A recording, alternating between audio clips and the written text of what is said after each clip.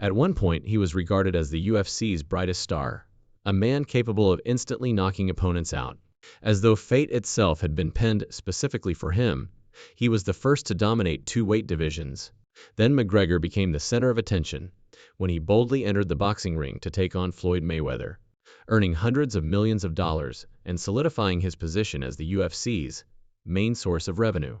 Every light, however, creates a shadow. The name McGregor has been associated more with the problems that have occurred outside of the cage in recent years than with his victories. Fans are left wondering if the once invincible warrior is eroding from the very kingdom he once controlled, as evidenced by high-profile legal issues and the image of a hero steadily losing his edge. From a renowned legend to a name viewed with prudence by the press and distrust by the general public, what actually took place? How did someone who used to rule the world get lost in the spotlight of celebrity? To relive that trip from the pinnacles of glory to the depths of loss, we'll rewind the tape today. Perhaps this serves as a reminder of the price of celebrity, in addition to being the narrative of a fighter. The shadow behind a brighter brightness is darker. Let's get started. I'm leaving this place. I'm merely going to leave this building via car. Therefore return home and work on my goal of winning a mixed martial arts championship. And I did just that. I took a car home. How come you're not still at work? My parents asked me when I returned home, and I simply said, I will never again visit that location. After then, chaos ensued. However, it's entirely reasonable for you to dislike Conor McGregor. It's difficult not to be overwhelmed by his trip, though, if you really take a look back at where it all started. Let's go back to the beginning. A nobody from Dublin, Ireland's rugged working-class district. No fame, no money. By day, working as an apprentice plumber, pounding away with a wrench. At night, he became a UFC legend, while working out in a small gym, and putting all of his sweat into a dream that the rest of the world rejected as unrealistic. Then that dream became a reality. In a brutal 67 seconds, McGregor defeated his opponent in his first battle. He then made audacious declarations with such assurance that they left people in a state of shock and fear. As though fate itself had been written in his favor for a very long time, McGregor accomplished more than simply win. He became a phenomenon, a fighter who could electrify an arena with his bold words and steel fists. He was unique because of his fiery ego, and he was able to reach the top because of it. The larger the shadow, however, the brighter the light. McGregor started to think he was unbeatable, as wins came easily. The ego that created a legend gradually became a double-edged sword, until the illusion he had made was unintentionally destroyed by the very hands that shaped history. From that point on, McGregor's journey entered a new phase, a continuous freefall. Check yourself out, Conor. You have many seasoned veterans and champions. Out of everyone on stage, who do you think would put up the most of a fight for you? People are TKO'd by this guy. People stay motionless when I knock them out. They're not. Who the hell is that man? We need to go back to April 6, 2013, to see why Conor McGregor dared to stand tall and confront the world. The moment a legend was born, a stranger entered the UFC, and he knocked Marcus Batch out in 67 seconds. It was more than simply speed and punch. The declaration was icy. McGregor wasn't there to put himself to the test. He gained power. Well done. Dana, thank you very much. Baby, you're in your 60s. With his eyes burning, McGregor stood in the cage and gave what really sounded like a thank you. A global warning. I came here for more than simply the triumph. I came here to demand that I be compensated fairly. And that is just what he did. At the height of his career, McGregor took a bold gamble and moved up a weight class, because he wasn't satisfied with his early success. A daring, difficult choice. Experts gave him kudos for his skill. The press extolled his uncompromising, unforgiving nature. I'm going to cut Dustin's head off on September 27. It doesn't matter about nothing, you know. Does a little urination. And he wobbled perhaps 40 times. The condition of his chin is getting worse. He loses one knee in every competition he enters. He performs the chicken dance in a gust of wind. Do you understand? However, the hero's reputation started to deteriorate somewhere along the line. Maybe even McGregor was unaware of it. The person relishing in the spotlight may become blinded by the glare just beneath their feet if it shines too strongly. McGregor, who was once seen as an unbeatable legend, started to slip and struggle to find himself again. The man who previously predicted that he would knock Aldo out in a matter of seconds was suddenly powerless to stop a submission hold. The person who had used bold language to control the media fell prey to the very idea of invincibility he had sparked. Since monarchs are rarely overthrown by another sword, they feel that no one is brave enough to brandish a blade against them, so they fall. McGregor's once championing confidence started to turn into conceit. Winning wasn't his only goal. He desired for the world to be in awe of his victory, behaving as though his rivals were just fortunate to be in the same ring. That boldness was initially praised as a component of his charisma, but as he ascended higher, his disdain became more apparent, and the audience's attention started to change. When he first faced Dustin Poirier in 2014, there was a noticeable indication of this fracture. UFC 178 September 27, 2014. Back then, Dustin Poirier was a young, up-and-coming fighter who was ferocious, talented, and ready to prove himself. However, McGregor saw him as a mere average competitor who was forced onto a platform that was too large for his skill level. It went beyond simple provocation. McGregor made the icy statement, "You're not on my level, and I play at a different one. I'm going to completely tear Dustin's head off on September 27. It doesn't matter about nothing, you know. Only a tiny pea head."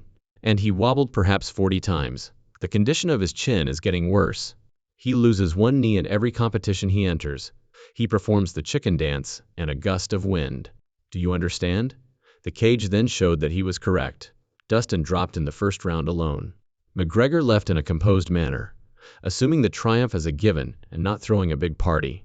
He did this by extending his empire in a casual manner. However, it was all merely a lead-up to the terrible evening of December 12, 2015. Jose Aldo's 7-year unbeaten streak came to an end in just 13 seconds, when McGregor delivered a single, devastating punch. A featherweight legend said to be invincible.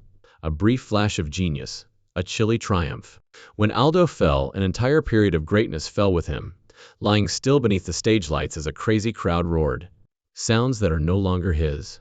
McGregor was more than just a challenger after that. It was him who changed the regulations.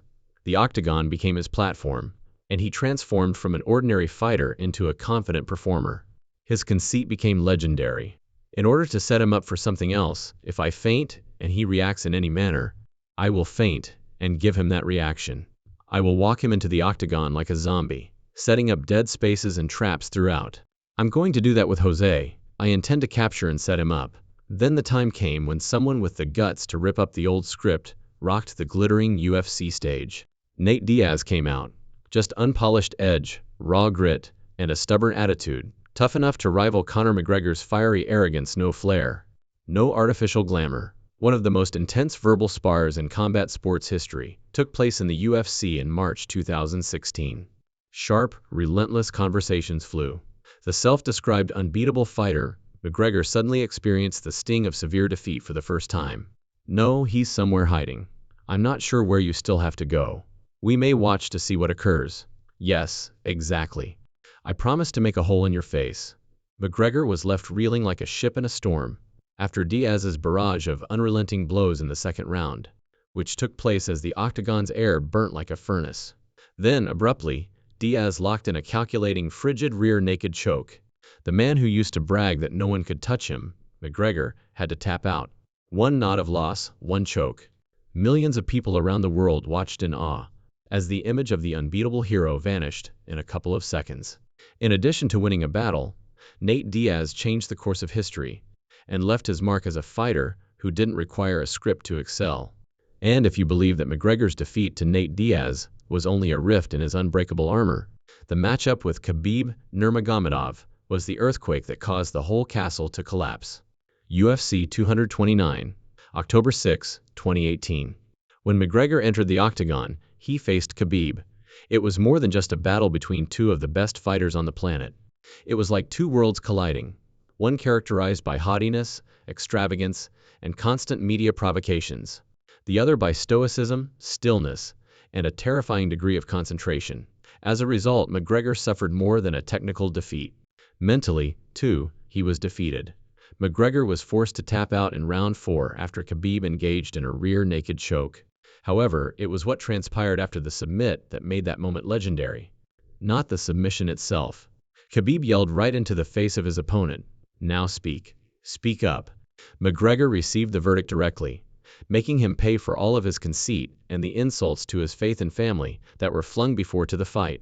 This was more than just a win. It was a punishment carried out with respect, skill, and spirit. A moment that will live on in UFC history.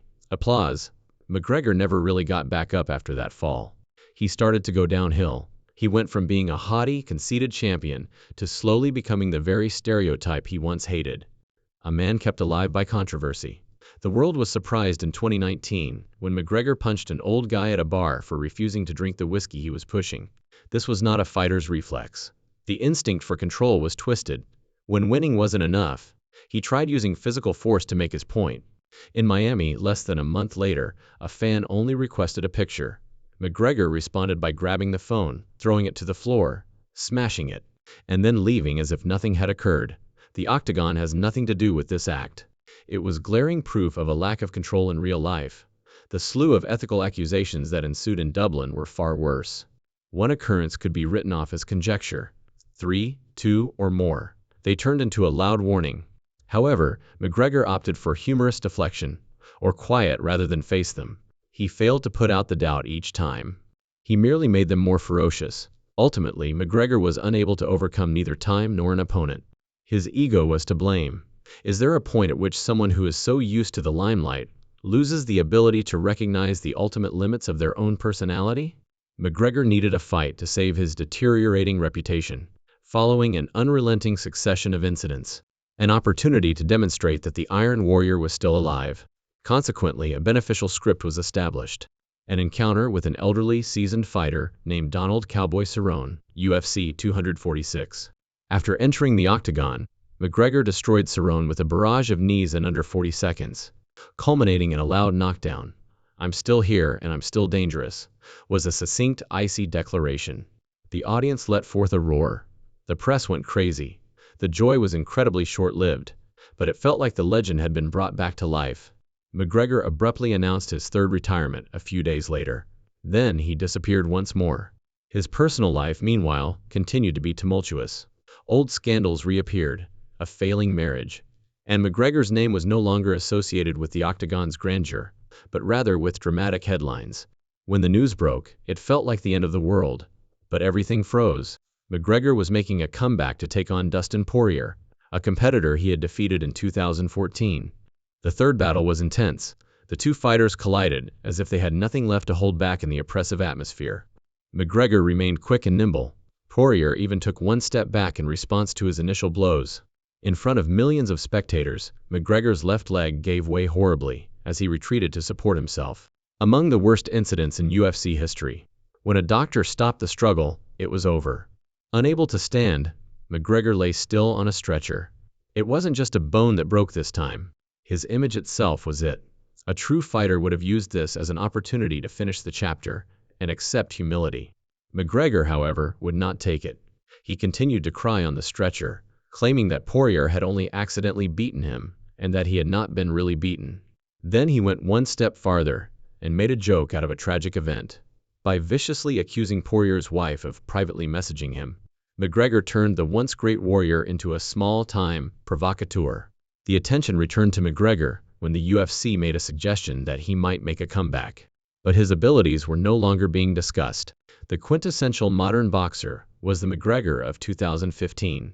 Slender build, quick reflexes, and eyes so keen they appear to analyze every move made by an opponent. In 2024, McGregor will be a completely different person. He looked like a wax figure when he came back. Unnaturally inflated muscles, a puffy face, a quickly receding hairline, and strangely shiny skin. Indications that anyone familiar with basic medicine would be able to identify. Natural effects of using steroids. In the midst of pee-related rumors, Joe Rogan interrogated Conor McGregor. A USA Cup might be melted by his urine. It was a joke, but it was a direct one. The McGregor of today is an addiction to an image that has been inflated by fantasy and pharmaceuticals, rather than the spirit of a fighter. Although it sounds like a joke, it's actually a razor-sharp knife cutting through the UFC's glamorous exterior. An organization that once vociferously embraced the concept of fair sportsmanship is now apparently willing to ignore it, as long as the name continues to sell full arenas. This is a painful smack in the face. Joe Rogan, the kicker, wasn't kidding either. A startling fact was verified by USDIA, the UFC's anti-doping organization. Conor McGregor did not take a drug test during the entire year, 2022. Not one. The debate was fueled by this disclosure. The public started to suspect that McGregor had taken performance-enhancing drugs during his leave of absence in order to recuperate, and he almost confirmed this on social media by claiming that his injuries were healing. This explanation did not allay suspicions. On the contrary, it exacerbated them. McGregor is currently at a crucial juncture. One route takes him back to the UFC, where he will have to endure USD's harsh scrutiny and constant doping testing. The other goes to the glamorous world of exhibition fights, such as those involving Manny Pacquiao or Logan Paul, where hundreds of millions of dollars are at stake. Regulations are loose, and prohibited substances are allowed to remain unchecked. Which decision will influence this legend's future chapter? Time will tell. The additional drugs McGregor is accused of using raise serious concerns about his physical and mental health. Even if steroids are allowed as a therapeutic medicine, fans' perception of McGregor was further damaged by these accusations, which not only persisted in the octagon, but also sparked a flurry of issues outside of it. A high-profile incident occurred in 2023, after McGregor was charged with inappropriately acting toward a woman during a fancy yacht birthday celebration. Authorities have not reached a formal conclusion, but sources indicate the woman ran away in fear. Many people question whether the UFC still wants to associate itself with a name that was once legendary, but now carries a great deal of risk, as the incident is only one part of an infinite succession of issues. The 2024 bout with Michael Chandler has been postponed several times without providing a satisfactory justification. Some others think the UFC is purposefully keeping McGregor's contract in place to keep him from looking for possibilities outside of the cage, rather than to get him back into the cage. If accurate, this tactic shows the UFC's reluctance to work with a star who is both brilliant and dangerous. Now, when McGregor will make a comeback isn't the main question. The question is, do we, the admirers, who were enthralled with his flaming arrogance, still wish to see that return? Or has the infamous person's fame really dimmed, leaving behind nothing except remorse and controversy? Regardless of your feelings toward Conor McGregor, one thing is certain. He made a lasting impression on UFC history by daring to go a route that no one else would. McGregor was more than simply a combatant. He was a phenomenon, a living legend whose unique skill, charm, and boldness revolutionized mixed martial arts. In addition to controlling the octagon, McGregor made every bout a high-stakes drama. With his incisive trash talk, fiery news conferences, and captivating presence across media platforms, he enthralled audiences. Millions of people around the world watched him turn MMA from a fringe sport into a flaming focal point of popular culture. It wasn't a stroke of luck. It was the result of 10 years driven by an obsession with breaking boundaries, a steel will, and an unwavering desire for victory. No one can dispute McGregor's legacy, as his name is inscribed in the UFC's pantheon of legends. Regardless of what the future holds for him, Conor McGregor went from being an obscure plumber in Dublin to the highest level of the UFC, becoming a world-renowned figure and a living example that nothing is ever too big to overcome. In addition to his octagonal punches, he made the world pay attention with his boldness, drive, and ability to make every moment into a legend. But with time, the same blazing pride, soaring ego, and power-hungry intoxication drew him away from the glories that fans had held in high regard. While McGregor's defeats rumbled like thunder, his victories flashed like fireworks. Not in the cage was the most agonizing loss. The Mirror held it. No opponent in the octagon vanquished McGregor, according to his own reflection. His own complacency, and the belief that he could transcend all norms and regulations, led him to his knees. Can a man who once forced the world to kneel fight his inner demons? That is still the question. Should we lament the lost splendor, or take the expensive lesson to heart when a legend dies? McGregor's tale is hardly the only one. It serves as a cautionary tale. You can reach the top with talent, but you can only stay there with character. How do you feel about McGregor's path? Leave a comment to discuss and share.